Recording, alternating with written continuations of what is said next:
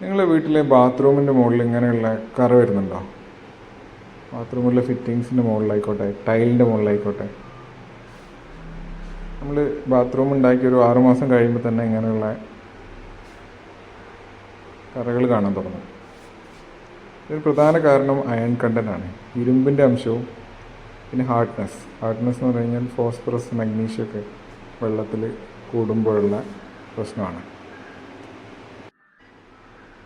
അത് റിമൂവ് ചെയ്താൽ മാത്രമേ നമ്മൾ ഇത്രയും വില കൂടിയ ബാത്റൂം അല്ലെങ്കിൽ ടോയ്ലറ്റ് ഉണ്ടാക്കി കഴിഞ്ഞിട്ട് അതിൻ്റെ ഉള്ളിൽ ക്ലീൻ ആൻഡ് നീറ്റായിട്ട് കിടക്കണമെങ്കിൽ ഈ ഹാർഡ്നെസ് റിമൂവ് ചെയ്യണം, അല്ലെങ്കിൽ അയൺ കണ്ടൻറ്റ് റിമൂവ് ചെയ്താൽ മാത്രമേ അത് ക്ലീനായിട്ട് നല്ല വൃത്തിയായിട്ട് കിടക്കുകയുള്ളൂ. അല്ലെങ്കിൽ ഇതുപോലെയുള്ള കറ പിടിച്ച പോലെയുള്ള ഒരു ഫീലാണ് എല്ലായിടത്തും ഉണ്ടാവുക. ടൈലിൻ്റെ മുകളിലൊക്കെ ഒരു ചളി പിടിച്ച പോലെ ഉണ്ടാവും. ഇത് നമുക്ക് സിമ്പിളായിട്ട് റിമൂവ് ചെയ്യാൻ പറ്റും.